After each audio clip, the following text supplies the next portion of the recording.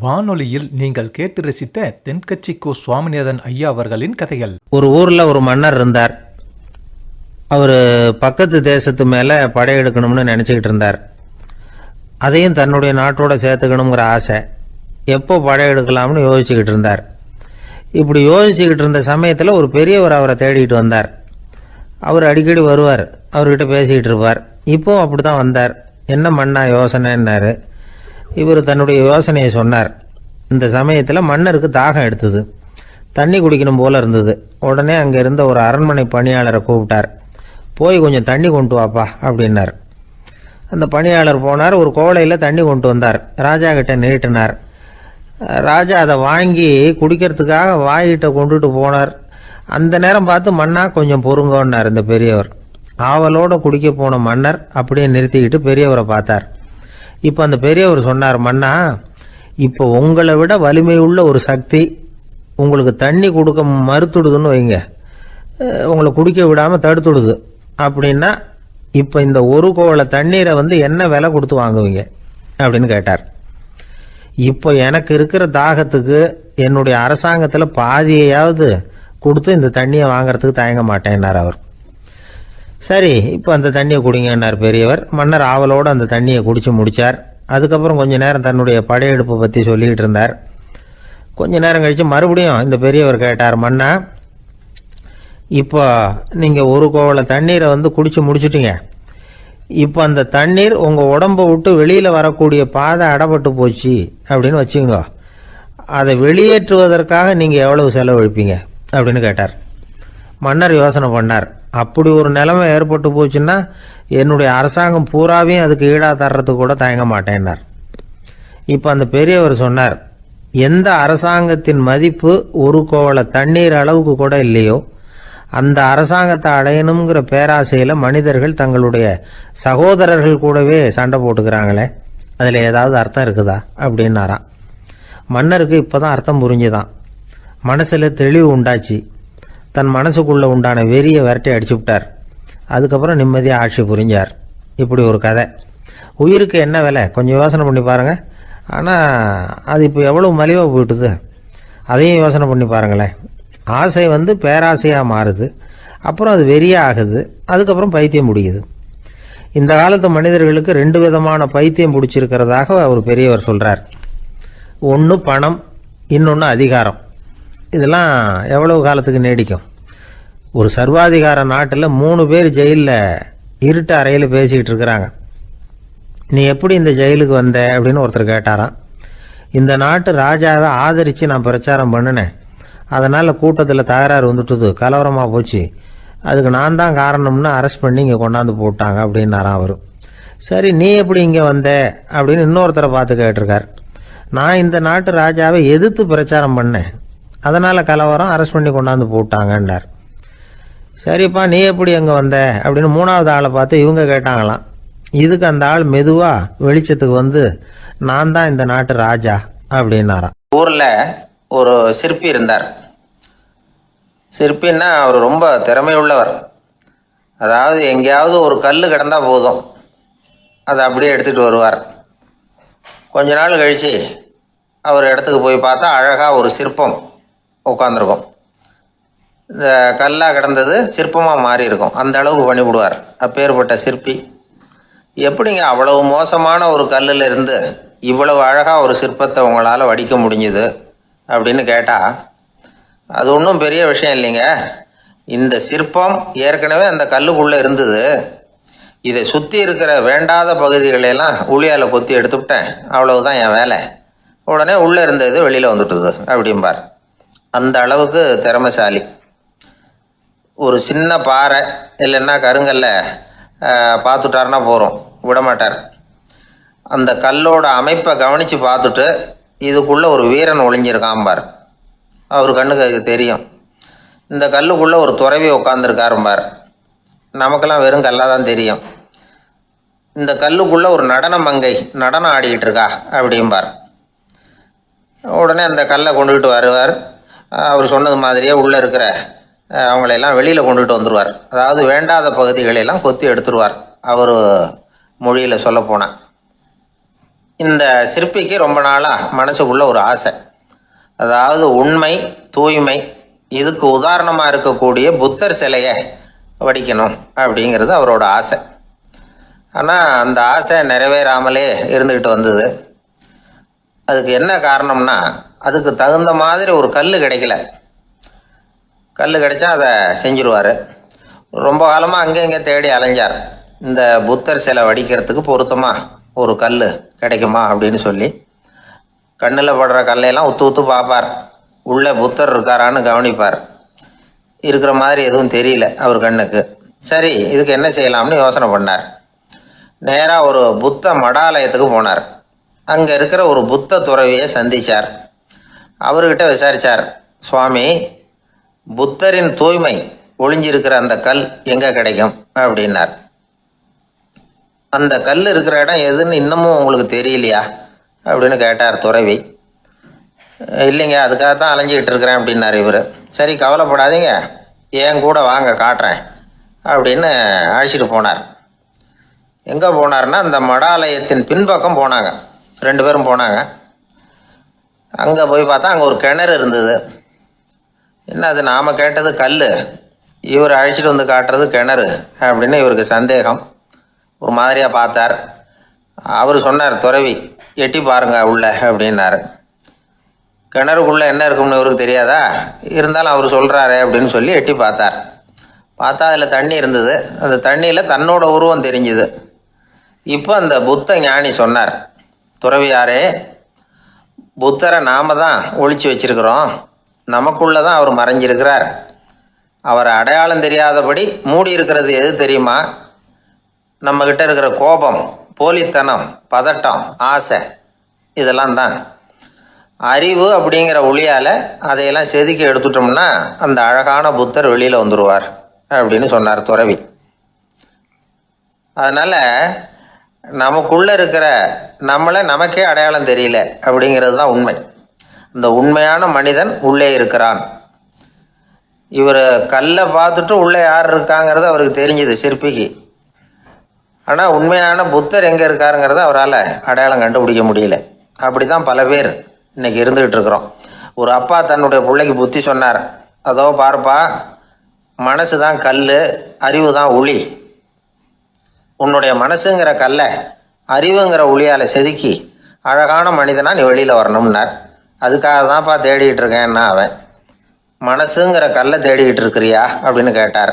இல்லைப்பா, அறிவுங்கிற ஒளி எங்கே இருக்குன்னு தெரியல எனக்கு, அதை தான் தேடிக்கிட்டு இருக்கிறேன் அப்படின்னு நானா.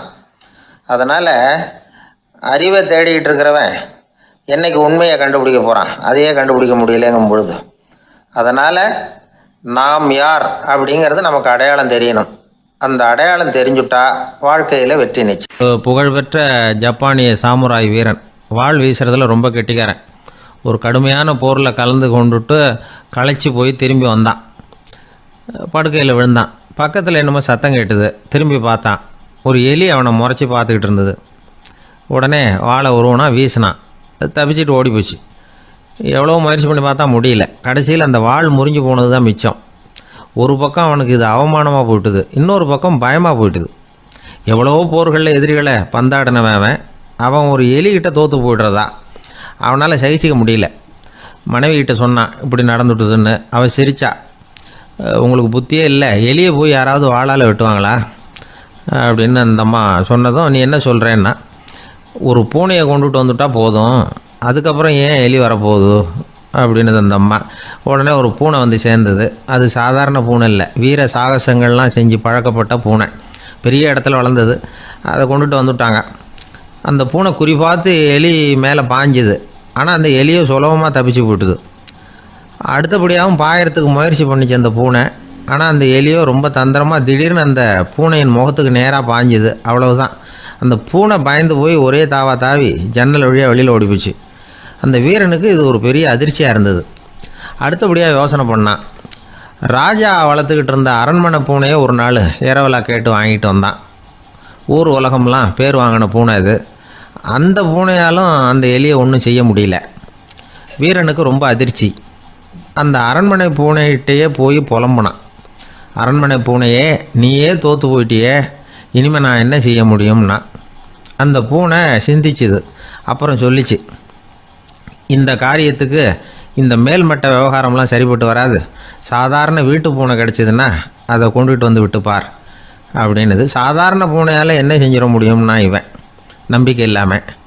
இப்போது அந்த அரண்மனை பூனை சொல்லிச்சு, பெரிய வீட்டு பூனையெல்லாம் நல்லா சாப்பிட்டு தூங்கி பழக்கப்பட்டிருக்கோம். அதுக்கெல்லாம் ராஜதந்திரம் தெரியும், ஆனால் எலி பிடிக்க தெரியாது. அதுக்கான வளர்ப்பும் இல்லை, பயிற்சியும் இல்லை. ஏன்னா அதுக்கெல்லாம் பசி கிடையாது. சாதாரண வீட்டு பூனை அப்படி இல்லை, பசிக்கு ஆகாரம் தேடி அலையும். எலிகளை பிடிச்சி சாப்பிட்டுட்டு தான் உயிர் வாழும். அதனால் அதுகளுக்கு எலியை பிடிக்கிற எல்லா உத்திகளும் தெரியும், எங்களுக்கு தெரியாது அப்படின்னுது. அது சரியே, அதுவும் பூனை தான், நீயும் பூனை தான். அதால் முடிகிற காரியம் ஏன் உன்னால் முடியல அப்படின்னு கேட்டான் இவன். இதுக்கு அந்த பூனை சொல்லிச்சு, இதே கேள்வியை நானும் கேட்டேன். உன்னுடைய தந்திர முறை என்னன்னு கேட்டேன். அதுக்கு பதில் சொல்லாமல் படுத்து தூங்கி போச்சு. அதை மறுபடியும் எழுப்பி கேட்டேன், அதுக்கு கோவம் வந்துட்டுது. இதில் என்ன தந்திர முறை வேண்டியிருக்கு? நான் ஒரு பூனை, அவ்வளவுதான். பூனைன்னா பூனை, பூனை எலியை பிடிக்கும், நான் எலியை பிடிக்கிறேன், அவ்வளவுதான்னுது அப்படின்னு சொல்லி விவரமாக சொல்லிச்சு அந்த அரண்மனை பூனை. உடனே ஒரு சாதாரண பூனையை கொண்டுட்டு வந்துட்டாங்க. கொண்டாந்து விட்டால் அது பார்க்குறதுக்கு ரொம்ப சாதாரணமாக தெரிஞ்சுது. இந்த வீரனுக்கு நம்பிக்கை வரல. இருந்தாலும் அதை கொண்டுட்டு வந்து வீட்டுக்குள்ளே விட்டான். ஒரே நிமிஷம் அந்த எலியை கவிட்டு வெளியில் ஓடி போச்சு. மேலிடத்து பூனைகள்லாம் இதை வேடிக்கை பார்த்துக்கிட்டு வெளியில் நின்றுக்கிட்டு இருக்குது. எல்லாரும் மெதுவாக அந்த பூனையை நெருங்கி, உங்ககிட்ட அப்படி என்ன தனிப்பட்ட திறமை, அதோட ரகசியம் என்னன்னு கேட்டாங்க. அந்த சாதாரண பூனை ரொம்ப சாதாரணமாக சொல்லிச்சான், அதெல்லாம் எனக்கு தெரியாது, நான் பூனை, அவ்வளவுதான், நீங்களும் பூனையாக இருங்கோ அப்படின்னு சொல்லிவிட்டு அந்த பூனை தன்னுடைய வாயில் கவிய எலியோடு அங்கேருந்து நடந்து போச்சு.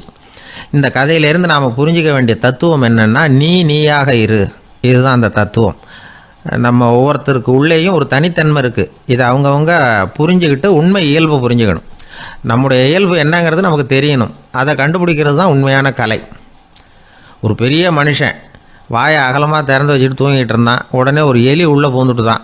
வீட்டு வேலையாள் டாக்டருக்கு ஃபோன் பண்ணான், எங்கள் முதலாளி வாய்க்குள்ளே ஒரு எலி பூந்துட்டுது டாக்டர் அப்படின்னா. நான் உடனே புறப்பட்டு வரேன், அதுக்கு முன்னாடி நீ ஒரு ரொட்டி துண்டை எடுத்து ஒரு வாய்க்கு முன்னாடி காட்டு, உள்ளே போன எலி வெளியில் வந்துடும்னார் டாக்டர். சரின்னு சொல்லிவிட்டான். கொஞ்ச நேரத்தில் டாக்டர் அங்கே போய் சேர்ந்தார். அப்போ வேலைக்காரன் ஒரு பெரிய மீனை அவர் வாய்க்கு நேராக இப்படியும் ஆட்டிக்கிட்டு இருந்தான்.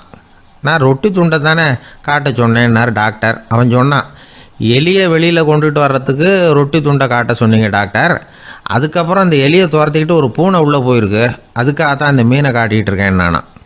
இது எதுக்குன்னா, இப்படி வேடிக்கையாக சொல்கிறது, பூனை பூனையாக இருக்க வேண்டும், எலி எலியாக இருக்க வேண்டும், மனுஷன் மனுஷனாக இருக்க வேண்டும் அப்படிங்கிறத புரிஞ்சுக்கிறது. நாமாக இருக்கிற வரை வெற்றி நிச்சயம். ஒரு ஊரில் ஒரு ஆள் இருந்தான். கற்பனையிலேயே காலத்தை கடத்திக்கிட்டு இருந்தான். ஒரு நாள் ஒரு மரத்தடியில் உட்காந்துருந்தான். அவனுக்கு பசிக்கிற மாதிரி தெரிஞ்சுது. உடனே கற்பனையிலேயே சாப்பிட ஆரம்பிச்சிட்டான். அதாவது எதிரில் இலை போட்டு சாப்பாடு போடப்பட்டிருக்கிறதாகவும் அதை இவன் சாப்பிட்றதாகவும் நினச்சிக்கிட்டு கையை மட்டும் வாய்க்கும் தரைக்குமா அப்படியும் இப்படியும் கொண்டுகிட்டு போய் பாவனை பண்ணிக்கிட்டே இருக்கிறான். தூரத்தில் இருந்து பார்க்குறவங்களுக்கு இவன் ஏதோ பலமான விருந்து சாப்பிட்டுக்கிட்டு இருக்கிறான் அப்படின்னு தான் தோணும். அது மாதிரியே பண்ணிக்கிட்டு இருந்தான். அந்த வழியாக ஒரு சன்னியாசி வந்துக்கிட்டு இருந்தார். இவனை பார்த்தார். என்ன இவன் இப்படி பண்ணிகிட்டு இருக்கிறானே அப்படின்னு நினச்சாரு. கொஞ்ச நேரம் அவனையே உத்து பார்த்துக்கிட்டு இருந்தார். இவரை பார்த்ததும் அவன் இன்னமும் சுவாரஸ்யமாக சாப்பிட ஆரம்பிச்சிட்டான். அப்பப்பா, என்ன இது, இந்த குழம்பு இவ்வளவு காரமாக இருக்குது, என்னுடைய நாக்கே எரிஞ்சு போடும் போல இருக்கு அப்படின்னு சொல்லிக்கிட்டு பக்கத்தில் ஒரு குவளையை எடுத்து தண்ணி குடிக்கிறது மாதிரி பாவனை பண்ணுறான். அப்பாடா, இப்போ கொஞ்சம் பரவாயில்ல அப்படின்னு சொல்லிக்கிட்டு குவளையை கீழே வைக்கிறது மாதிரி ஒரு பாவனை பண்ணுறான். சன்னியாசி பார்த்தார். என்னப்பா, சாப்பாட்டில் காரம் அதிகமோ அப்படின்னார். ஆமாம் சுவாமி, ஞாபகம் மறதியில் கொஞ்சம் மிளகாய் அதிகமாக சேர்த்துக்கிட்டேன் அப்படின்னா. சரி சாப்பிடு அப்படின்னு சொல்லிவிட்டார். அவன் சாப்பிட்டு முடிக்கிற வரைக்கும் பொறுமையாக உட்காந்துருந்தார். அவன் அப்பாடா அப்படின்னு சொல்லிட்டு மறுபடியும் தண்ணியை எடுத்து குடித்தான். எல்லாம் கற்பனையிலேயே. அதுக்கப்புறம் சன்னியாசி பேச ஆரம்பித்தார். இதை பாருப்பா, உன்னுடைய கற்பனையை நான் மெச்சுறேன். இருந்தாலும் உன் சாப்பாட்டில் ஒரு இனிப்பையும் வச்சுருக்கலாமே, ஏன் மிளகாயை அளவுக்கு அதிகமாக போட்டுவிட்டு அவஸ்தைப்படுறேன் அப்படின்னார். அவன் யோசிக்க ஆரம்பித்தான். அதுக்கப்புறம் இவர் சொன்னார், இதை பாருப்பா, இனிமேல உன்னுடைய கற்பனையும் உயர்ந்ததாக இருக்கட்டும் அப்படின்னு உபதேசம் பண்ணிவிட்டு போனார். எப்பவும் உயர்வை பற்றியே சிந்திக்கணும். உயர்வு கிடைக்கலன்னா கூட அப்படி சிந்திக்கிறத நிறுத்தப்படாது அப்படிங்கிறார் திருவள்ளுவர். உள்ளுவது எல்லாம் உயர் உள்ளல், மற்ற அது தள்ளினும் தள்ளாமை நேர்த்து. ஊக்கம் இல்லாமல் உலகத்தில் வாழ்ந்து பிரயோஜனம் இல்லை. அதனால் உயர்வாகவே சிந்திக்கணும். அது நம்மளை ஊக்கப்படுத்தும். இது பெரியோர் வாக்கு. இந்த உலகத்தில் கற்பனையிலேயே வாழ்கிற சில கஞ்சர்களும் உண்டு. அதாவது 2 கஞ்சர்கள் 2 பேரும் பக்கத்து ஊரில் இருந்தாங்க. பொங்கல் சமயம் ஒரு கஞ்சன் தன்னுடைய மகனை கூப்பிட்டான். இதோ பாருப்பா, பக்கத்து ஊரில் என்னுடைய நண்பன் ஒருத்தன் இருக்கிறான், அவனுக்கு பொங்கல் பரிசு ஏதாவது கொடுக்கணும், நான் ஒரு 4 ஆட்டுக்குட்டியை தரேன், நீ கொண்டுகிட்டு போய் கொடுத்துட்டு வந்து விடுறியா அப்படின்னு கேட்டான். சரி, நான் புள்ள ஒரு பைய கையில் எடுத்துக்கோன்னா அவன் எடுத்துக்கிட்டான். இந்த ஆட்டுக்குட்டி பிடிச்சிக்கோ அப்படின்னு சொல்லி ஒவ்வொன்றா போடுறேன் பார் அப்படின்னு சொல்லிட்டு 1 2 3 4 அப்படின்னு எண்ணிக்கிட்டே வெறும் சைகையாலேயே ஆட்டுக்குட்டியை பிடிச்சி போடுறது மாதிரி பாவனை பண்ணிகிட்டு இருக்கிறான். அவன் பிள்ளையும் அதை ரொம்ப அக்கறையாக வாங்கிக்கிறது மாதிரி வாங்கிக்கிட்டு அந்த பையை தூக்கிக்கிட்டு அடுத்த ஊருக்கு போகிறான். இவன் அங்கே போய் சேர்ந்த நேரத்தில் அந்த கஞ்சன் ஊரில் இல்லை, எங்கேயோ வெளியில் போயிருக்கிறான். அவனோட புள்ள மட்டும்தான் வீட்டில் இருந்தான். இவன் அவன்கிட்ட, இதை பாரு, எங்கள் அப்பா உங்கள் அப்பாவுக்கு ஆட்டுக்குட்டி கொடுத்து அனுப்பியிருக்கிறாரு, பிடிச்சிக்கோ அப்படின்னு சொல்லி பாவனையிலேயே ஒவ்வொன்றா எடுத்து அவங்ககிட்ட கொடுத்துட்டான். அவனும் வாங்கிட்டான் வாங்கிறது மாதிரி. அப்புறம் சொன்னான், சரிப்பா, நானும் பதிலுக்கு ஏதாவது ஒன்றுகிட்ட கொடுக்கணும் இல்லையா, அதனால் அந்த பைய பிடி, ஒரு 10 எலுமிச்சம்பழம் தரேன், பதிலுக்கு அதை நீ எடுத்துகிட்டு போ அப்படின்னு சொல்லி கையாலேயே ஒவ்வொன்றா எடுத்து போடுறது மாதிரி பாவனை பண்ணிவிட்டான். அவனும் ரொம்ப நன்றி அப்படின்னு சொல்லிவிட்டு அதை வாங்கிட்டு போயிட்டான். கொஞ்ச நேரம் கழித்து வெளியில் போயிருந்த அப்பங்காரன் திரும்பி வந்தான். உள்ள சொன்னான், அப்பா, உன்னோட நண்பர் அவருடைய மகன் மூலமாக உனக்கு 6 ஆட்டுக்குட்டி கொடுத்து அனுப்பியிருந்தார், நானும் பதிலுக்கு ஒரு 10 எலுமிச்சம்பழம் கொடுத்து அனுப்பியிருக்கிறேன் அப்படின்னா. எப்படிடா கொடுத்தேன்னு கேட்டார் அப்பா. இப்படி தான் கொடுத்தேன்னு சொல்லி சைகையிலேயே காட்டினான். இதை பார்த்ததும் அப்பங்காரனுக்கு பயங்கரமாக கோபம் வந்துட்டுது. பலார்னு அரைஞ்சுட்டான் பையனை. ஏன்பா அரைஞ்ச? 10 எலுமிச்சம்பழம் கொடுத்துட்டேனே அப்படிங்கிறதுக்காகவா அப்படின்னு கேட்டான். அது கூட பரவாயில்ல, நீ காட்டுற சைகையை பார்த்தா ஆரஞ்சு பழம் சைஸுக்கு இருக்குதே, அவ்வளவு பெருசாக ஏன் கொடுத்த? அதுதான் எனக்கு கோபம் அப்படி. ஒரு நண்பர் வந்தார். ரொம்பவும் இறுக்கமாக உடை அணிஞ்சிருந்தார். அதாவது ஆடைக்குள்ளே அவர் மாட்டிக்கிட்டு இருந்தது மாதிரி தெரிஞ்சது. ஏன் துணி குறைச்சலாக எடுத்துட்டீங்களா அப்படின்னு கேட்டோம். இல்லைங்க, எனக்கு எப்போவுமே இறுக்கமாக உடை அணிகிறது தான் பிடிக்கும் அப்படின்னார். ஒருத்தர் எப்படி உடை அணிகிறார் அப்படிங்கிறத வச்சு அந்த ஆள் எப்படிப்பட்டவர் அப்படிங்கிறத கண்டுபிடிச்சிடலாம். உடை அணிகிற விதம் ஒருத்தருடைய மனநிலையை வெளிப்படுத்துதான். இப்போ இறுக்கமான உடை அணிகிறவங்க பொதுவாக மன நிம்மதி இல்லாதவங்களாக இருப்பாங்களாம், கோபக்காரங்களாக இருப்பாங்களாம். ரொம்ப தொலைதொலைப்பாக ஆடை அணிகிறவங்க இருக்கிறாங்கல்ல, அவங்கெல்லாம் அமைதியான ஆளாக இருப்பாங்களாம், சாந்தமாக இருப்பாங்களாம். இவங்கெல்லாம் போராடுறதுக்கு சரியாக வரமாட்டாங்களாம். இப்படி ஒரு கணிப்பு இருக்குது. அதனால தான் போர் வீரர்களுக்கெல்லாம் இறுக்கமான உடையை தான் கொடுக்கறது வழக்கம். ஆனால் சன்னியாசிகளை பாருங்கள், அவங்களுக்கெல்லாம் ரொம்ப தொலை உடைகள் தான். அவங்கெல்லாம் டைட் பேண்ட் போட்டுக்கிட்டு நிற்க மாட்டாங்க சன்னியாசிகள்லாம். அதே மாதிரி சன்னியாசிகள்லாம் காவி உடையை தேர்ந்தெடுக்கிறதுக்கும் காரணம் உண்டு. பல ஆண்டுகள் சோதனை செஞ்சு பார்த்துட்டு தான் சன்னியாசத்துக்கு காவி தான் சரி அப்படின்னு முடிவு பண்ணியிருக்கிறாங்க. இப்போ பௌதிக விஞ்ஞானப்படியும் அதுதான் சரி. அதாவது சூரிய ஒளியில் 7 வண்ணங்கள் உண்டு. ஒரு பொருள் மேலே அது விழும்பொழுது அந்த பொருள் நமக்கு சிவப்பாக தெரிஞ்சதுன்னா அந்த பொருள் சிவப்பை தவிர மற்ற எல்லா நிற கதிர்களையும் உள்வாங்கிக்கிட்டு சிவப்பு நிறத்தை மட்டும் வெளியில் விடுது. அதாவது விலக்கி விடுது. அதனால தான் அந்த பொருள் சிவப்பாக தெரியுது. உடல் ஆரோக்கியத்துக்கு ஓரளவு சிவப்பு தேவைப்படுது. அதனால தான் காவி உடை அணிஞ்சால் சூரிய ஒளி ஓரளவு சிவப்பை விலக்கிவிடும். அதாவது சிவப்பின் பலனும் கிடைக்கும், இந்த சிவப்பின் கெடுதலும் இல்லை அப்படின்னு யோசனை பண்ணாங்க. காவி உதய வேளையின் நிறம். கீழ் வானத்தில் கதிர் உதிக்கிற வேளையில் முதல் ஒளி தோன்றுகிற நேரத்தில் காவி நிறம் தான் கசியும். தியானம் செய்கிறப்போ முதல்ல காணக்கூடிய ஒளி காவி நிறம் தான். தியானத்தின் உச்ச நிலையின் நிறம் நீலம். தியானம் காவி நிறத்தில் ஆரம்பமாகி நீல நிறத்தில் நிறைவடைகிறது அப்படிங்கிறார் ஓஷோ. நீலம் தியான சிகரம், காவி தியான ஆரம்ப குறியீடு, ஒரு சன்னியாசியின் ஆரம்ப தரிசனம் அப்படிங்கிறார் அவர். ஒருத்தர் நாள் பூரா காவி உடையே அணிஞ்சிருந்தா அந்த நிறம் அவருக்கு தியானத்தை பற்றிய நினைவை ஊட்டிக்கிட்டே இருக்கும். இப்படியே ஆடைக்கும் தியானத்துக்கும் இடையில ஒரு தொடர் ஏற்படுது. ஒரு துறவியின் உள்ளார்ந்த பண்பாக அது மாறுது. கடை வீதியில் ஒரு பொருள் வாங்க போகிறோம், அது மறந்துடக்கூடாதுங்கிறதுக்காக ஞாபகம் முடிச்சு போட்டுக்கிறோம். அந்த முடிச்சுக்கும் பொருளுக்கும் தொடர்பு இல்லை. ஆனால் கடை வீதிக்கு போன உடனே அந்த முடிச்சு அந்த பொருளை ஞாபகப்படுத்துது. அதாவது அந்த முடிச்சு வந்து ஒரு தொடர்பு அம்சமாக அமையுது. அது மாதிரி தான் காவி உடையும். ஒரு துறவி வந்து நடக்கும் பொழுது, சாப்பிடும் பொழுது, குளிக்கும் பொழுது அவருடைய காவி உடை அவருக்கு வந்து ஞாபகப்படுத்திக்கிட்டே இருக்கும். அது ஒரு நிலைப்படுத்தப்பட்ட நினைவாக ஞாபக முடிச்சாக மாறிடுது. காவி ஆடை இல்லைன்னா ஒருத்தரால் துறவியாக முடியாதுன்னு அர்த்தம் இல்லை. அதே நேரத்தில் காவி ஆடையால் ஒன்றும் பிரயோஜனம் இல்லை, அதில் ஒன்றும் அர்த்தம் இல்லை அப்படின்னு சொல்லிட முடியாது. இதுதான் உண்மை. இவ்வளவு தூரம் காவி ஆடையை பற்றி சொல்கிறதுனால எல்லாரும் சன்னியாசியாக போயிடுங்கோ அப்படின்னு நாம் சொல்கிறதாக யாரும் நினச்சிடக்கூடாது. மனசுக்கும் நிறத்துக்கும் உள்ள சம்பந்தத்தை தெரிஞ்சுக்கிறதுக்காக தான் இவ்வளவும். நமக்கு தெரிஞ்ச நண்பர் ஒருத்தர் இருக்கிறார், ஆஃபீஸில் வேலை பார்க்குறவர். ஒவ்வொரு மாதமும் 20ஆம் தேதிக்கு பிறகு அவரை போய் பார்த்தீங்கன்னா காவி உடை அணிஞ்சிக்கிட்டு, கண்ணை மூடிக்கிட்டு, கை ரெண்டையும் விரித்து வச்சுக்கிட்டு தியானத்திலேயே உட்காந்துருப்பார். ஏன் இப்படி பண்ணுறீங்கன்னு கேட்டேன்.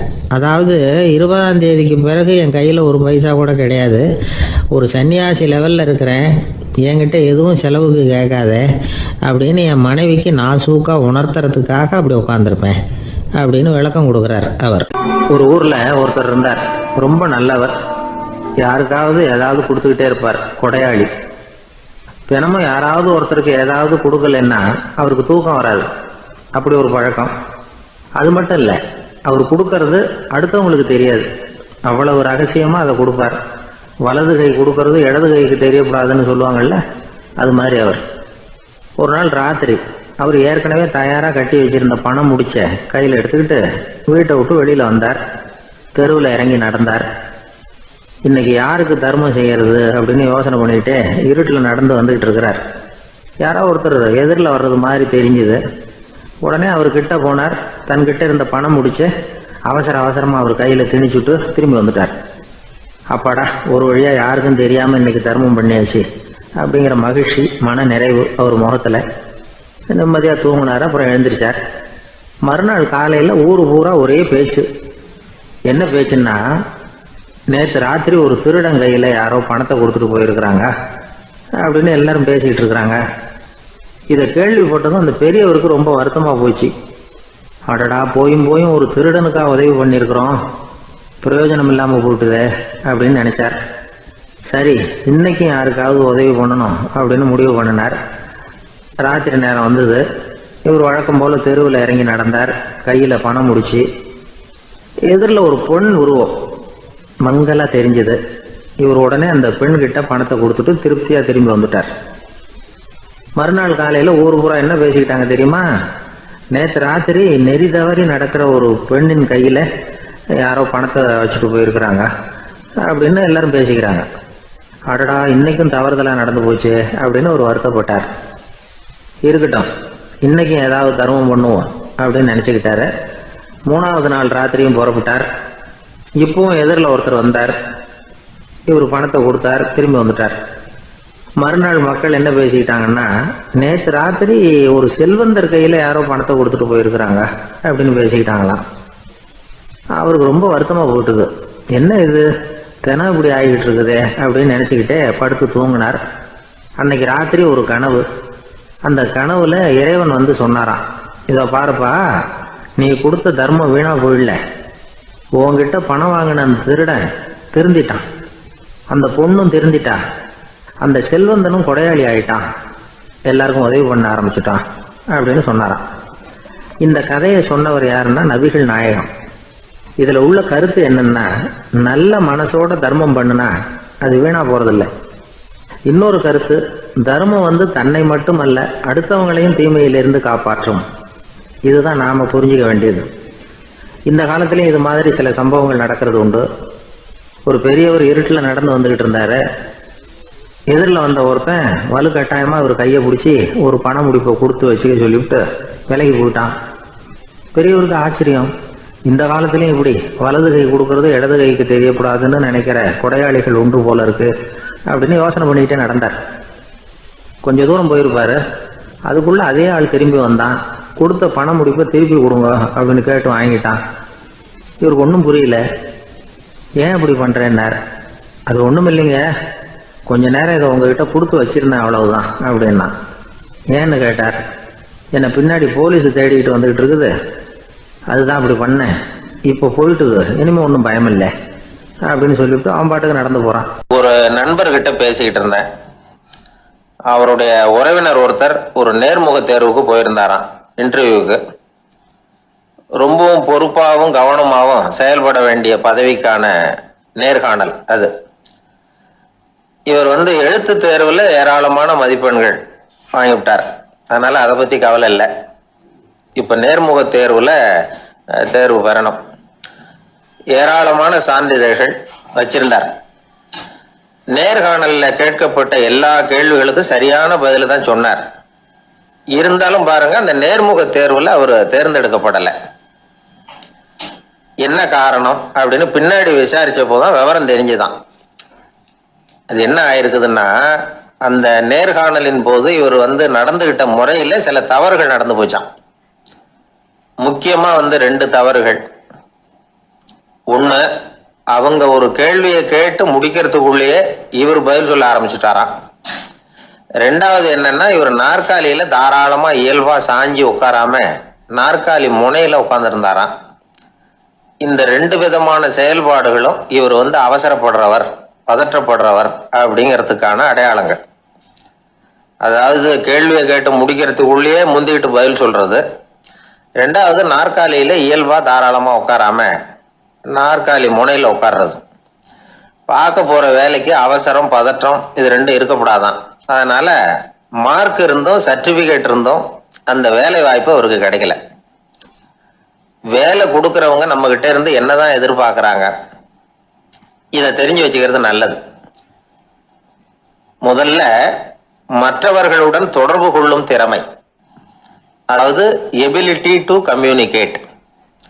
நீங்க நினைக்கிறத அழகா தொகுத்து வகைப்படுத்தி சொல்ல தெரியுதான்னு பார்ப்பாங்க. உங்க திட்டங்களை அடுத்தவங்க ஏற்றுக்கொள்ளக்கூடிய விதத்துல வெளிப்படுத்துறதுக்கு உங்களால முடியுதான்னு பார்ப்பாங்க. இதுக்கு என்ன செய்யறது? குழப்பம் இல்லாம சிந்திக்கணும், குழப்பம் இல்லாம பேசணும். 2வது விஷயம் என்னன்னா புத்திசாலித்தனம், அதாவது இன்டெலிஜென்ஸ். ஏத்துக்க போற வேலையை நல்ல விதமா செய்ய முடியுமா உங்களால, அதை எந்தெந்த வழியில செய்யலாம் அப்படிங்கிறத உங்களால தீர்மானிக்க முடியுமா, அந்த வேலைக்கான புது புது யோசனைகளை உங்களால சொல்ல முடியுமா அப்படின்னு பார்ப்பாங்க. இது இன்டெலிஜென்ஸ். 3வது தன்னம்பிக்கை, அதாவது செல்ஃப் கான்பிடன்ஸ். உங்களுக்கு அது உண்டா அப்படிங்கிறத கவனிப்பாங்க. எந்த சூழ்நிலையையும் சமாளிக்கணும், எப்படிப்பட்ட மனிதர்களையும் சமாளிக்கிற தைரியம் வேணும், அடுத்தவங்களை நமக்கு சாதகமா திருப்பக்கூடிய தன்னம்பிக்கை வேணும். 4வது பொறுப்புகளை முன்வந்து ஏற்றுக்கொள்ளுதல், வில்லிங்னஸ் டு அக்செப்ட் ரெஸ்பான்சிபிலிட்டி. பொறுப்புகள்ல இருந்து நழுவி போக ஆசைப்படாம செஞ்சு முடிக்கணும். 5வது முன் வருதல், இனிஷியேட்டிவ். வேலையோட முக்கியத்துவம் உணர்ந்து அதை ஏத்துக்கிட்டு தகுந்த நடவடிக்கைகளை தயங்காம எடுக்கிறதுக்கு முன் வரணும். 6வது என்னன்னு கேட்டீங்கன்னா தலைமைத்துவம், லீடர்ஷிப். 4 பேருக்கு தலைமை தாங்கி நல்ல விதத்துல நடந்துக்க தெரியுதா. 7வது கற்பனை திறன், இமேஜினேஷன். சில பிரச்சனைகள் வரக்கூடும் அப்படின்னு முன்கூட்டியே யூகிச்சு அதுக்கு தகுந்த மாதிரி நடவடிக்கை எடுக்கிற திறமை உண்டா அப்படிங்கிறத பார்ப்பாங்க. 8வது என்னன்னா வளைந்து கொடுத்தல், பிளெக்சிபிலிட்டி. சூழ்நிலைக்கு தகுந்த மாதிரி, மாற்றங்களுக்கு தகுந்த மாதிரி அனுசரிச்சு நடந்துக்கிறதுக்கு தெரியுதா உங்களுக்கு அப்படிங்கிறத கவனிப்பாங்க. அடுத்தது திறமைகளை வெளிக்கொணரும் திறமை, இன்டர்பர்சனல் ஸ்கில்ஸ். அடுத்தவங்க கிட்ட இருக்கிற திறமையை கண்டுபிடிச்சு அதை நல்ல விதத்துல ஊக்கப்படுத்தி பயன்படுத்த தெரியுதா அப்படின்னு பார்ப்பாங்க. 6வது சுய அறிவு, செல்ஃப் நாலேஜ். அடுத்தவங்க நம்மளை பத்தி என்ன நினைக்கிறாங்க அப்படிங்கறத நம்மால புரிஞ்சுக்க முடியுதாங்கிறது முக்கியம். அடுத்தது போட்டி மனப்பான்மை, காம்படிட்டிவ்னஸ். அடுத்தவங்களை ஒப்பிட்டு பார்த்து அதை விட ஒரு படி மேல வரணுங்கிற குணம் வேணும். இதுக்கு அடுத்தது என்னன்னா குறிக்கோளை வெல்லுதல், கோல் அச்சீவ்மெண்ட். குறிக்கோளை சவாலா எடுத்துக்கிட்டு அதை அடையணும். அப்புறம் வேறுபட்ட திறமைகள், ஒகேஷனல் ஸ்கில்ஸ். பதவிக்கு வேண்டிய திறமைகள் தவிர மற்ற திறமைகள் எதுவும் உண்டாங்கிறது முக்கியம். நமக்கு வேலை கொடுக்கணும்னு நினைக்கிறவங்க நம்ம கிட்ட இருந்து இவ்வளவும் எதிர்பார்ப்பாங்க. அதுக்கு தகுந்த மாதிரி நம்மளை நாமே தயார்படுத்திக்கணும். எனக்கு வேண்டப்பட்ட ஒருத்தர் ஒரு இன்டர்வியூக்கு போயிட்டு வந்தார், நேர்காணலுக்கு. எப்படி இருந்தது இன்டர்வியூன்னு விசாரிச்சேன். நான் போனேன். அவர் கேட்ட எல்லா கேள்விக்கும் அவர் எதிர்பார்த்தது மாதிரியே எல்லா பதிலையும் சொன்னேன். கடைசியா நான் எதிர்பார்க்காத ஒரு தகவலை அவர் சொன்னார் அப்படின்னார். என்னன்னு கேட்டேன். அவரும் என்ன மாதிரியே இன்டர்வியூக்கு வந்தவர் தானா, சும்மா என்ன கேள்வி கேட்டுக்கிட்டு உட்காந்துருந்தாராம் அப்படின்னார். அதனால ஒரு நேர்காணலுக்கு போறதுக்கு முன்னாடி என்ன எதிர்பார்க்கறாங்க அப்படிங்கறத தெரிஞ்சுக்கிட்டு போனா வெற்றி நிச்சயம். நாட்டில் நல்லவங்க ஒருத்தர் 2 பேர் இருக்கிறதுனால தாங்க மழையே பெய்யுது அப்படின்னு சொல்றது உண்டு. நல்லார் ஒருவர் உளரேல் அவர் பொருட்டு எல்லாருக்கும் பெய்யும் மழை. சில சமயம் ரொம்ப பேர் திடீர்னு நல்லவங்களா ஆகிடுவாங்க போல இருக்கு. அதனால தான் விடாமல் பேய் மழையாக கொட்டி தீர்த்துடுது. எல்லாரும் நல்லவங்களாயிட்டா உலகமே தாங்காது போல இருக்கே. அப்பப்போ ஒருத்தர் 2 பேர் நல்லவங்களாகணும். அப்போ தான் சீராக மழை பெய்யும். மாதத்துக்கு 3 பேர் நல்லவங்களானா மாதம் மும்மாரி பொழியும்.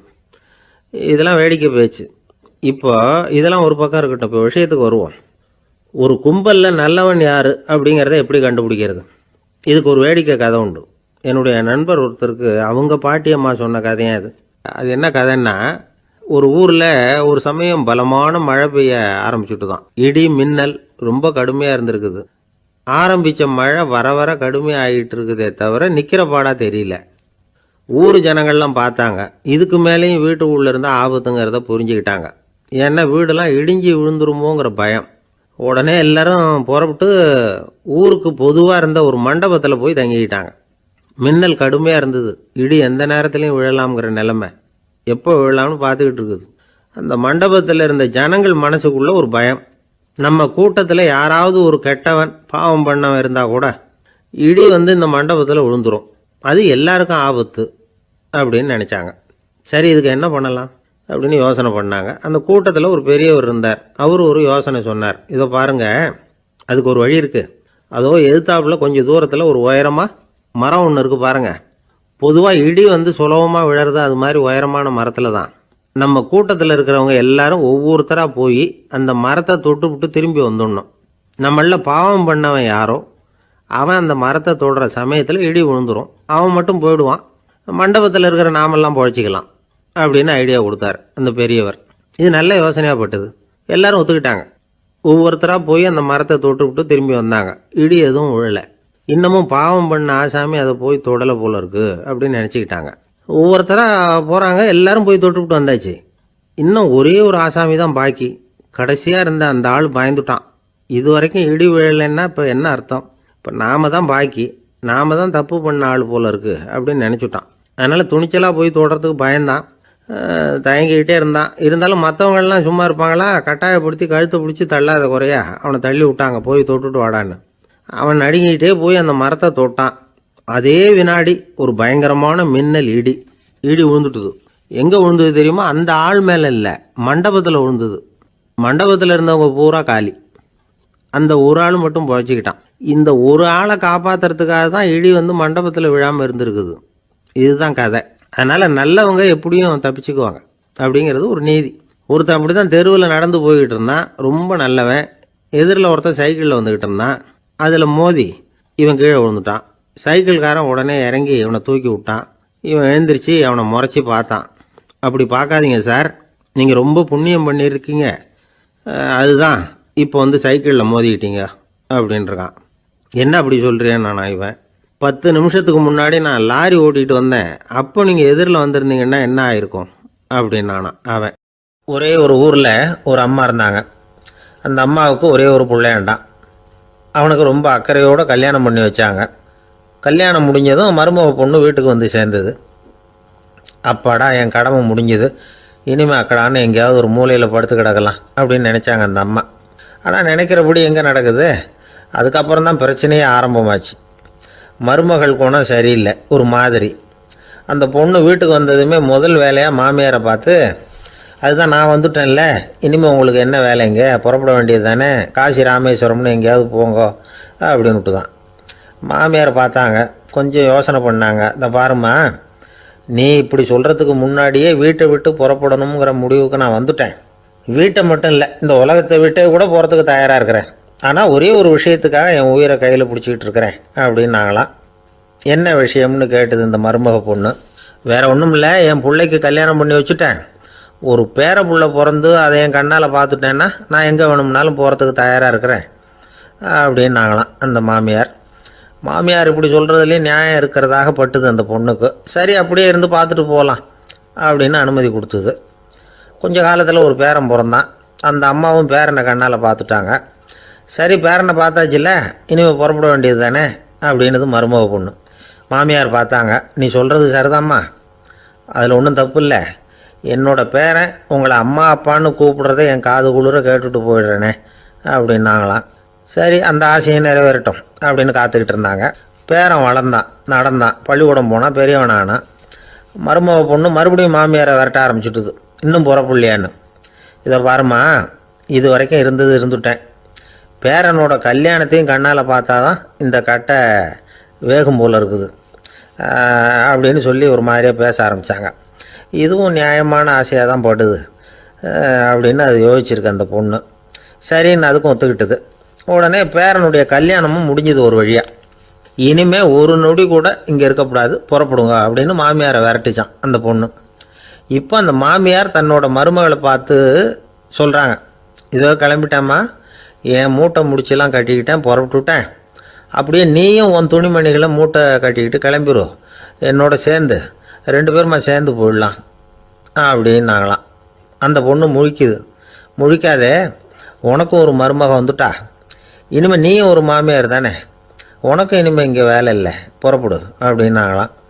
அப்போ தான் அந்த பொண்ணு சிந்திக்க ஆரம்பிச்சுதான், தன்னோட தவறு புரிஞ்சுதான். இந்த தகவலை கேட்டுக்கிட்டு இருக்கிற மருமகள்லாம் இதை பற்றி கொஞ்சம் யோசித்து பார்க்கணுங்கிறதுக்காகத்தான் இதை சொல்கிறோம் மாமியார்கள் சார்பாக. கொஞ்ச நாளைக்கு முன்னாடி ஒரு பொண்ணை பார்த்து பேசுகிற சந்தர்ப்பம் கிடைச்சிது ஒரு கல்யாண வீட்டில். அந்த பொண்ணு சொல்லிச்சு, சார் எனக்கு கல்யாணம் ஆகி 15 வருஷம் ஆகுது, நான் மாமியார்கிட்ட சண்டை போட்டதே இல்லை அப்படின்னு ரொம்ப அடக்கமாக சொல்லிச்சு. அது எப்படிம்மா சாத்தியமாச்சுன்னு கேட்டோம். எனக்கு கல்யாணம் ஆகி 15 வருஷம்தான் ஆச்சு, ஆனால் என் மாமியார் செத்து போய் 20 வருஷத்துக்கு மேலே ஆயிட்டுது அப்படின்னுது. அம்மாக்காரங்களுக்கு அடிக்கடி ஏற்படுற கவலை ஒன்று உண்டு. அதாவது குழந்தை சரியாக சாப்பிட மாட்டேங்குதே அப்படிங்கிற கவலை. இவங்கெல்லாம் ஒரு விஷயத்த நல்லா புரிஞ்சுக்கணும். குழந்தைகள்ங்கிறவங்க பெரியவங்க மாதிரி இல்லை. அவங்க கடிகாரத்தில் மணியை பார்த்துட்டு சாப்பிட்றதுக்கு உட்கார்ற ரகம் கிடையாது. பசிச்சா சாப்பிடுவாங்க, இல்லைன்னா விளையாடுவாங்க அல்லது தூங்குவாங்க. அது புரியாமல் அவங்கள கட்டாயப்படுத்தி அல்லது மிரட்டி சாப்பிட வைக்கிறது ரொம்ப தப்பு. ஒரு 8 மாத குழந்தைக்கு 3 மணி நேரத்துக்கு ஒரு தடவை பசிக்கும். அந்த நேரம் பார்த்து சாப்பாடு கொடுத்தா அடம் பண்ணாமல் அது பாட்டுக்கு சாப்பிட்றோம். அதே குழந்தைக்கு 1 வயசு ஆகிறப்போ 4 மணி நேரத்துக்கு ஒரு தடவை பசிக்கும். இந்த வயசுல இயற்கையாகவே பசி குறைஞ்சிருக்கும். அது புரியாமல் என் குழந்தை முன்னாடி மாதிரி இப்போ சரியாக சாப்பிட மாட்டேங்கிறான் அப்படின்னு சில பேர் டாக்டர்கிட்ட போய் சொல்லிக்கிட்டு இருப்பாங்க. இன்னொரு விஷயம், ஒரு குழந்தைக்கு வயசு அதிகமாகிற வேகத்துக்கு உடம்பு எடையும் அதிகமாகிக்கிட்டே போகாது. உடம்பு எடை அதிகமாகிற வேகம் குறைஞ்சிக்கிட்டே வரும். 6 மாத குழந்தைக்கு ஒரு வாரத்தில் 150 கிராம் எடை கூடும். ஒரு வயசுல வாரத்துக்கு 71 கிராம் எடை கூடும். இது புரியாமல் அதிகமாக சாப்பாட்டை கொடுத்து குழந்தைய கஷ்டப்படுத்தக்கூடாது. ஏன்னா அளவுக்கு மீறின உணவு அஜீரணத்தை உண்டு பண்ணிவிடும். குழந்தைக்கு ஒரு தட்டில் கொஞ்சமாக ஆகாரத்தை வச்சு கொண்டுகிட்டு போய் கொடுக்கணும். மலை மாதிரி குவிச்சு வச்சா அதை பார்த்ததுமே பசி அடங்கி போயிடும். அடித்து மிரட்டி பயமுறுத்தி குழந்தைய சாப்பிட வைக்கிற பழக்கம் இருக்கு பாருங்க, அதுக்கு ஃபுட் ஃபோர்ஸிங் அப்படின்னு பேர். இப்படி பண்ணுனா குழந்தைக்கு சாப்பாட்டில் விருப்பம் குறைஞ்சிரும், அதை கண்டாவே வெறுக்க ஆரம்பிச்சிடும். அது மாதிரி உளம் சார்ந்த பசி குறைவு, சைக்கோஜெனிக் அனோரெக்சியா, அது ஏற்படுமா. சாப்பாடுங்கிறதே ஒரு தண்டனை மாதிரி தோணும். குழந்தைகளுக்கு பிடிச்ச மாதிரியான ஆகாரத்தை கொடுக்கணும். சத்து அதிகம் இருக்குங்கிறதுக்காக அதுக்கு பிடிக்காத ஆகாரத்தை கொடுத்து கட்டாயப்படுத்தக்கூடாது. குழந்தைகளுக்கு 2 வயசு ஆகிறப்போ இயற்கையாகவே எதிர்மறை குணம் உண்டாகும். அதாவது அந்த எதிர்மறையாக பேசுறது. இது மாதிரி சமயங்களில் நாம் என்ன சொல்கிறோமோ அதுக்கு நேர்மாறாக நடந்துக்கும். ஏட்டிக்கு போட்டி. சாப்பிட சொன்னால் விளையாட போகும், விளையாட சொன்னால் சாப்பாடு கேட்கும். இதை புரிஞ்சுக்கிட்டு நடந்துக்கணும். குழந்தை சொன்ன பேச்சை கேட்கலேன்னு கோவப்படக்கூடாது. குழந்தை வளர வளர பிடிவாத குணம் வர்றது சகஜம். கேட்டதை வாங்கி கொடுத்தாதான் சாப்பிடுவேன் அப்படின்னு பிடிவாதம் பண்ணும். வாங்கி கொடுத்து விடுறது தான் உத்தமம். நீங்களும் அதுகிட்ட பிடிவாதம் பண்ணிட்டு இருக்கக்கூடாது. ஏன்னா கேட்டது கிடைக்கலையேங்கிற ஏமாற்றம் கூட குழந்தையோட பசியை குறைச்சிரும். கேட்டது கிடைச்சிட்டா பசி அதிகமாகும், கொடுத்ததை மளமளன்னு சாப்பிட்றோம். குழந்தைகளுக்கு கண்ட கண்ட நேரத்தில் சாப்பிட்றதுக்கு எதையாவது வாங்கி கொடுத்துக்கிட்டு இருந்தா சாப்பாட்டு நேரத்தில் சாப்பிடாம அடம் பண்ண ஆரம்பிச்சிடும். பள்ளிக்கூடம் போகிற பிள்ளைங்க காலை உணவை சரியாக சாப்பிட மாட்டாங்க. அச்சம், அவசரம், பரபரப்பு இதெல்லாம் தான் காரணம். பள்ளிக்கு புறப்படுறதுக்கு ஒரு 3/4 மணி நேரத்துக்கு முன்னாடியே சாப்பாடு போட்டுருங்க, அது சரியாக போடும். படிக்கிற குழந்தைகள் உடல் சோர்வு, மனச்சோர்வு இது காரணமாக கூட சாப்பிட மறுக்கிறது உண்டு. இப்போ உதாரணமாக சாயந்தரம் விளையாடி விட்டு வீட்டுக்கு வந்ததும் சாப்பிட சொன்னால் வேணாம்பாங்க. இது உடல் சோர்வு. ரொம்ப நேரம் வீட்டு பாடங்களை செஞ்சு முடிச்ச கையோடு சாப்பிட சொன்னாலும் அவங்களால சரியாக சாப்பிட முடியாது. இது உளச்சோர்வு, அதாவது மனச்சோர்வு. இதை தவிர குழந்தைகளுக்கு உடல்நல குறைவு ஏற்பட்டால் கூட சாப்பிட மறுக்கிறது உண்டு. சில மருந்து மாத்திரைகள் கூட பசியை குறைச்சிரும். அதனால் சரியாக தெரிஞ்சுக்கிட்டு குழந்தைகளை சாப்பிட வைக்கணும். அது புரியாமல் கையில் சாப்பாட்டு தட்டை வச்சுக்கிட்டு குழந்தைகளை விரட்டிக்கிட்டு அலையக்கூடாது. ஒரு சின்ன பையன் சொன்னான், எங்கள் அம்மா சாப்பாடு போடுறது தெரிஞ்சால் நான் உடனே வீட்டை விட்டு வெளியில் ஓடி போடுவேன் அப்படின்னா. ஏன் அப்படி பண்ணுறேன்னு கேட்டோம். எங்கள் அப்பா கூட அது மாதிரி தான் சார் பண்ணுவார் அப்படிங்கிறான். ஒரு நீதிமன்றம், அங்கே ஒரு கொலை வழக்கு சம்பந்தமாக விசாரணை நடந்துக்கிட்டு இருக்குது. அந்த வழக்கறிஞர் ரொம்ப தீவிரமாக வாதாடிக்கிட்டு இருக்கிறார். தன்னுடைய கட்சிக்காரர் நிரபராதிங்கிறது அவருக்கு நல்லா தெரியும். அதனால தான் அவர் சார்பாக வாதாடுறதுக்கே ஒத்துக்கிட்டார். அப்படி அவர் மும்முரமாக வாதாடிக்கிட்டு இருக்கிற சமயத்தில் அவசரமாக தந்தி ஒன்று சேர்ந்தது. அதை வாங்கி படித்து பார்த்தார். அதுக்கப்புறம் அதை மடித்து தன்னுடைய கோட்டு பையில் வச்சுக்கிட்டு தொடர்ந்து வாதாட ஆரம்பிச்சிட்டார். பேசி முடித்தார். அதுக்கப்புறம் அங்கே கோர்ட்டில் இருந்த சக வக்கீல்கள் அவர்கிட்ட வந்தாங்க. தந்தி ஒன்று வந்ததே, என்ன விஷயம் அப்படின்னு விசாரிச்சாங்களாம். அப்போ அவர் சொல்லியிருக்கிறார், ஊரில் சிகிச்சைக்காக போயிருந்த என்னுடைய மனைவி இறந்து போனதாக தந்தி வந்திருக்குது அப்படின்னாராம். மற்ற வக்கீல்களுக்கு அதிர்ச்சி. என்னங்க இது, மனைவி இறந்ததை விட கேஸு முக்கியமாக உங்களுக்கு அப்படின்னு கேட்டிருக்கிறாங்க. இறந்து போன என் மனைவி மறுபடியும் திரும்பி வர போகிறதில்ல. ஆனால் என்னுடைய கட்சிக்காரர் ஒரு கொலை வழக்கில் மாட்டிக்கிட்டார். அவரும் நிரபராதி. அவர் உசுரை நான் காப்பாற்ற வேணாமா? இதுதான் என்னுடைய கடமை அப்படின்னாராம். இப்படி இவர் சொன்னதும் எல்லாரும் அப்படியே திகைச்சு போய் நின்றுட்டாங்களாம். சரி, கடமைக்கு முக்கியத்துவம் கொடுத்த அந்த வழக்கறிஞர் யார் தெரியுமா? அவர் தான் இரும்பு மனிதர் சர்தார் வல்லபாய் பட்டேல். குஜராத் மாநிலத்தில் 1875 அக்டோபர் 31 அன்றைக்கு ஜாவேரி பாய் அப்படிங்கிறவருக்கு 4வது பிள்ளையா அவர் பிறந்தாராம். இந்த ஜாவேரி பாய் யார் தெரியுமா? ஜான்சி ராணி லட்சுமி பாய் போர் படையில் ஒரு வீரராக பணிபுரிஞ்சவர். இளம் வயசில் வல்லபாய் பட்டேல் ரொம்ப சிரமப்பட்டு படிச்சிருக்கார். விடாமுயற்சி வெற்றியை கொடுத்தது. கல்லூரியிலையும் காலடி வச்சார். அதுக்கப்புறம் வக்கீல் பட்டத்தையும் வாங்கினார். பிரிட்டிஷ் ஆட்சி நடந்துக்கிட்டு இருந்த சமயம் குஜராத்தை சேர்ந்த பர்டோலி தாலுக்காவில் விவசாயிகள் மேலே அரசாங்கம் திடீர்னு நில வரியை வசதி விட்டு தான். ஏழை விவசாயிகள் ரொம்ப கஷ்டப்பட்டுருக்காங்க. அரசாங்கம் வரி செலுத்தாத விவசாயிகளின் நிலங்களையெல்லாம் ஜப்தி செஞ்சுதான். அரசாங்கத்தை எதிர்க்கிறவங்களையெல்லாம் கைது பண்ணி சிறையில் அடைச்சுட்டாங்களாம். சில பேர் வீடு வாசல் ஆடு மாட்டையெல்லாம் விற்று கூட வரி கட்ட வேண்டிய நிலைமைக்கு ஆளாயிட்டாங்க. வழக்கறிஞர் வல்லபாய் பட்டேல் நில வரியை உடனே ரத்து பண்ணணும் அப்படின்னு பம்பாய் கவர்னருக்கு ஒரு கடிதம் எழுதினார். எந்த பலனும் இல்லை. உடனே எல்லா விவசாயிகளையும் அணி திரட்டினார்.